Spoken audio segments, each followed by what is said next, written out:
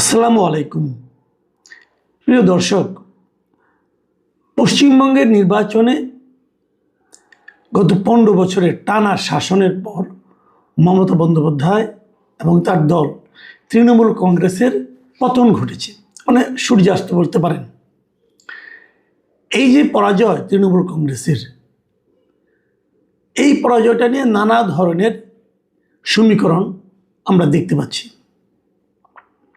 কেন পরাজয় হলো, এই পরাজয়ের পেছনে ভারতের কী রাজনীতি কাজ করছে, ভারতের সংখ্যালঘুদের অবস্থা এখন কেমন হবে, এগুলো নিয়ে নানা আলোচনা তো আছেই। সেসব আলোচনা আমাদের জন্য অতটা হয়তো জরুরি না, কারণ আমরা তো আর ভিন্ন একটা দেশের লোক, যদিও আমরা তাদের নিকটতম প্রতিবেশী। সেই হিসাবে আমাদের জন্য গুরুত্বপূর্ণ হলো এই পরাজয়ের মাধ্যমে আমাদের দেশের উপর, আমাদের জনগণের উপর কী ধরনের কী প্রভাব পড়তে পারে। আমরা বরং এটা নিয়ে একটু আলোচনা করি। দেখুন, পশ্চিমবঙ্গে মমতা বন্দ্যোপাধ্যায়ের পরাজয়ের পর এখন সেখানে রাজ্য সরকার হিসাবে দায়িত্বে আসবে বিজেপি, মানে এটা বিজেপির সরকার পশ্চিমবঙ্গে প্রতিষ্ঠিত হবে। এটা পশ্চিমবঙ্গের জন্য ভালো মন্দ এটা ওনারা বুঝবেন। তবে একটা জিনিস আমি যতটুকু বুঝি, যে পশ্চিমবঙ্গে দীর্ঘদিন, মানে ধরেন এই তৃণমূলের 15 বছর, তার আগে বামফ্রন্ট ছিল তাদের 34 বছর, এই ধরনের সব মিলিয়ে প্রায় 49-50 বছর ধরে তৃণমূলের সবসময় এমন একটা সরকার থেকেছে যেটা নাকি ভারতের কেন্দ্রে যে সরকার ছিল সেই সরকার নয়, সেই দল নয়। মানে কেন্দ্রের সঙ্গে একটা বিরোধ পশ্চিমবঙ্গ সরকারের সব সময় ছিল। অনেক বছর পরে, প্রায় অর্ধ শতাব্দী পরে এই প্রথম কেন্দ্রে যে সরকার, পশ্চিমবঙ্গেও সেই সরকার। এটা পশ্চিমবঙ্গের মানুষের জন্য একদিক দিয়ে ভালোও হতে পারে। হয়তো উন্নতি, রাজ্য সরকারগুলি তো কেন্দ্র থেকে কিছু বরাদ্দ পায়, সেই বরাদ্দ বাড়তি পরিমাণ, এগুলো অনেক কিছু হতে পারে, আবার নাও হতে পারে। সে আলোচনায় আমরা আসলে দীর্ঘমেয়াদী আলোচনায় যাব না। পরবর্তীতে কি হবে না হবে এটা ওনারা বুঝবেন ভালো। আমাদের দেখার ব্যাপারটা হলো, আমরা সরাসরি একটা লাভের ব্যাপার আমি মনে মনে আশা করি যে আমাদের একটা সুবিধা হবে। সুবিধা মানে আমি একটা সুবিধার সম্ভাবনা দেখি। সেই সম্ভাবনাটা হলো যে ভারতের সঙ্গে দীর্ঘদিন ধরে আমাদের একটা চুক্তি নিয়ে বেশ টানাপোড়েন চলছে। সেটা হচ্ছে তিস্তা চুক্তি, মানে তিস্তার পানি বন্টন চুক্তি। এই চুক্তিটা ভারতের কেন্দ্রীয় সরকার দুইবার তারা কিন্তু এটা নিয়ে বেশ অগ্রসর হয়েছিল এবং তারা নীতিগতভাবে একমত হয়েছিল এই চুক্তিটা তারা করবে। দুবারই বাগড়া দিয়েছিলেন এই মমতা বন্দ্যোপাধ্যায়। দুবারই উনি বলেছেন যে না, এই চুক্তিতে তার কোনো মত নাই এবং উনি চান না এই চুক্তিটা হোক। ওনার বক্তব্য স্পষ্ট ছিল, উনি বলছেন যে আমার এলাকার লোকই তিস্তার পানি পাচ্ছে না, তো বাংলাদেশকে আমরা কী করে দেব। তো এই ধরনের চুক্তিতে উনি রাজি হননি। এখন মমতা বন্দ্যোপাধ্যায় নাই, এখন কেন্দ্র যদি এরকম কোনো সিদ্ধান্ত নেয়, তাহলে যেহেতু পশ্চিমবঙ্গেও বিজেপির সরকার, তাহলে এই বিজেপির সরকার হয়তো কেন্দ্রের সিদ্ধান্তের বিরুদ্ধে নাও যেতে পারে। এটা ইতিবাচক দিক। আবার অন্য কয়েকটা দিকও আছে। যেমন ধরা যাক, বিজেপি জেতার কারণে এখন ভারতের সম্ভাব্য মানে পশ্চিমবঙ্গের সম্ভাব্য মুখ্যমন্ত্রীকে কয়েকটা মুখ দেখতে পাচ্ছি আমরা, কিন্তু যে মুখটা সবচেয়ে বেশি আলোচিত হচ্ছে তিনি হচ্ছেন মিস্টার শুভেন্দু অধিকারী। এই শুভেন্দু অধিকারী কিন্তু মমতা বন্দ্যোপাধ্যায়কে ব্যক্তিগতভাবে তার আসনে হারিয়েছেন, ভবানীপুর আসনে। শুভেন্দু অধিকারী সাহেব উনি কিন্তু ইউনূস সরকারকে মানতেনই না। যখন নাকি শেখ হাসিনায় ভারতে চলে গিয়েছিল, তখন শুভেন্দু বাবুর আমরা অনেক বক্তব্য শুনেছি ভিডিওতে। উনি স্পষ্ট কথায় বলেছেন যে শেখ হাসিনাই বাংলাদেশের প্রধানমন্ত্রী এবং ডক্টর ইউনূস সরকারকে উনি আসলে মানতেই চান না এবং তাদেরকে জবরদখলকারী হিসাবে উনি আখ্যায়িত করতেন। এবং উনি এটাও বলেছেন শেখ হাসিনাই বাংলাদেশে ফিরবেন যে ইন্টারন্যাশনাল এয়ারপোর্টে, এবং সবাই তাকে সম্মান জানিয়ে আবার প্রধানমন্ত্রী বানাবেন, এই ধরনের কথা বলেছেন। হতে পারে সেগুলো মেঠো বক্তৃতা, অনেক সময় তো এরকম হয়, মেঠো বক্তৃতা হতে পারে। আমার কেন যেন মনে হয় সেগুলো আসলে অতটা গুরুত্ব না দিলেও চলে। আমার ধারণা মুখ্যমন্ত্রী হলে পর তারপর হয়তো ও ধরনের কথা হয়তো বা বলবেন না। তো বলবেন না এক কথা, কিন্তু ভাববেন কিনা সেটা কিন্তু একটা ব্যাপার। যদি ভাবেন তখন তার কিন্তু আবার ভিন্ন অর্থ দেখা যাবে, তার একটা ভিন্ন প্রতিক্রিয়া আমরা হয়তোবা দেখতে পাবো। সেই প্রতিক্রিয়াটা আমাদের দেশের জনগণের জন্য কতটুকু ভালো হবে এটা নিয়ে আমার কিন্তু বিস্তর সন্দেহ আছে। আমরা আরেকটা জিনিস খেয়াল করব, সেই জিনিসটা হলো এখন বাংলাদেশের সঙ্গে ভারতের যে সীমান্তের পার্শ্ববর্তী যে কয়েকটা রাজ্য আছে, আমরা দেখতে পাচ্ছি যে প্রায় প্রতিটা রাজ্যেই এখন বিজেপির শাসন। পশ্চিমবঙ্গ অথবা ত্রিপুরা অথবা আসাম, এই সবগুলিতে আমাদের সীমান্তবর্তী, ওপারে ওরা আমরা এপারে, এই প্রত্যেকটা রাজ্যেই কিন্তু বিজেপি সরকার।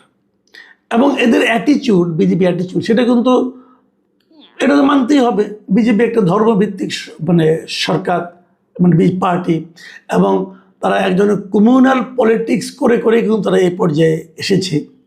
হিন্দুত্ববাদী রাজনীতি তারা করে এবং মুসলমানদের তারা একজন শত্রুই মনে করে। আমি তো পরশুদিন দেখলাম যে শুভেন্দু অধিকারী বলেছেন যে মুসলমানরা তাকে ভোট দেননি। এখন যদি মুসলমানরা তাদেরকে ভোট দেননি বলে সম্ভাব্য প্রধান মুখ্যমন্ত্রী মনে করেন, এটা তো মুসলমানদের জন্য কোনো সুখবর নয়। এবং আমরা দেখেছি অনেক মুসলমানকে তারা কিন্তু আমাদের এখানে পুশ ইন করিয়ে দেয়।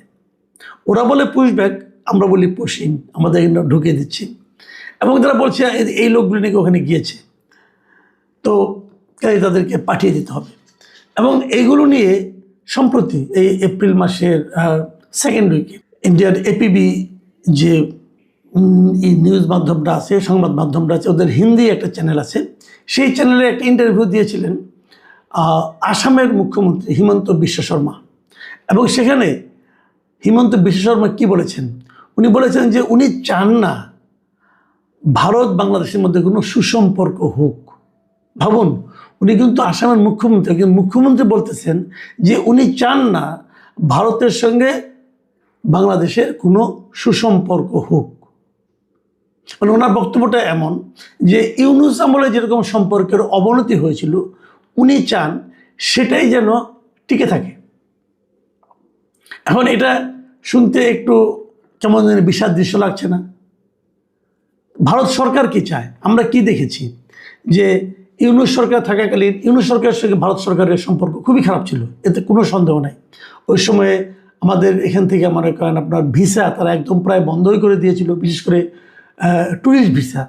আমাদের দেশ থেকে যত লোক ট্যুরিজমের জন্য দেশের বাইরে যায়, তার আমার তো মনে হয় যে 80% 90% লোক ভারতেই যায়। তো সেটা কিন্তু ভারত বন্ধ করে দিয়েছিল, গত 1.5 বছর ধরে বন্ধই ছিল, এখনও বন্ধ আছে। তো এতে ভারতের কিছু ক্ষতি তো হয় না অর্থনৈতিক, তা তো নয়, ভারতের অনেক অর্থনৈতিকভাবে ক্ষতি হয়েছে। কিন্তু তারপরেও ভারত সে ক্ষতিটাকে মেনে নিয়েও তারা কিন্তু তাদের নীতিতে অটল ছিল এবং তারা ইউনূস সরকারের সঙ্গে সুসম্পর্ক করার কোনো আগ্রহ একবারের জন্য দেখায়নি। ইউনূস সরকারও নানা রকম ভূমিকা ছিল, তাদেরও ভারতের সঙ্গে এক ধরনের বৈরী সম্পর্ক তৈরির একটা চেষ্টা আমরা লক্ষ্য করেছি। বর্তমান বিএনপি সরকার দায়িত্বে আসার পর আপনারা লক্ষ্য করেছেন যে বিএনপির যিনি পররাষ্ট্রমন্ত্রী, তিনি প্রথম যে দেশে মানে আপনার অফিসিয়াল ভিজিটে গিয়েছেন সেটা কিন্তু ভারত।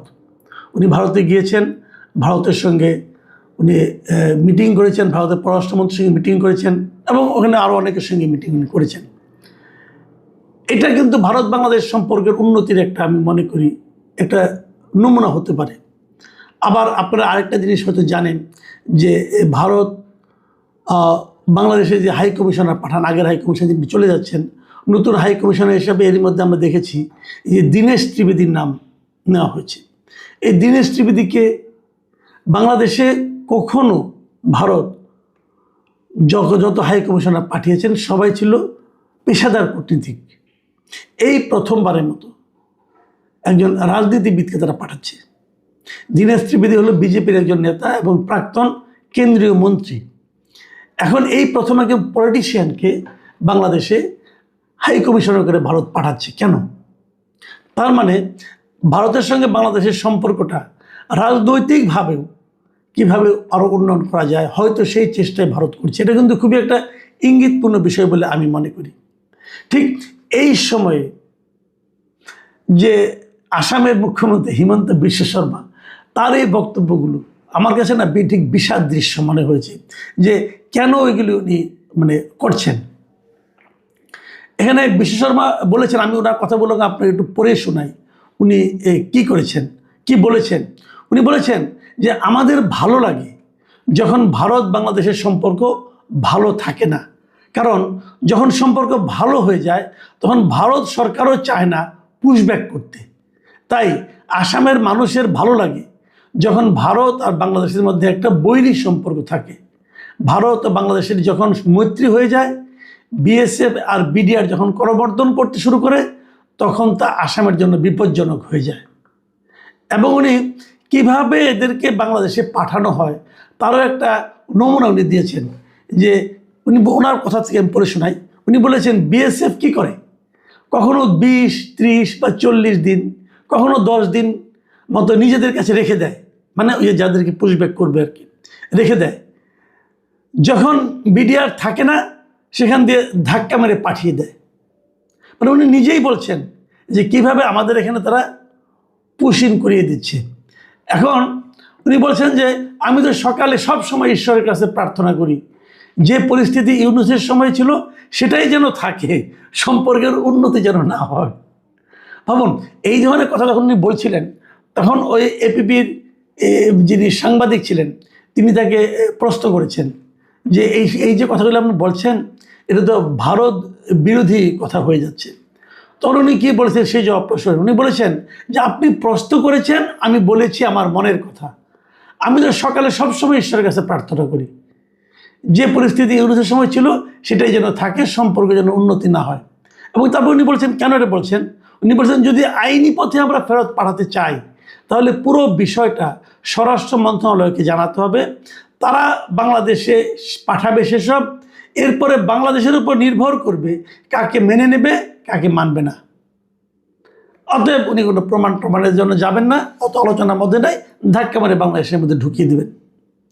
এই যে হিমন্ত বিশ্ব শর্মা ওনার যে এই বক্তব্য, উনি কিন্তু সাধারণ কোনো মানুষ না, উনি আসামের মুখ্যমন্ত্রী।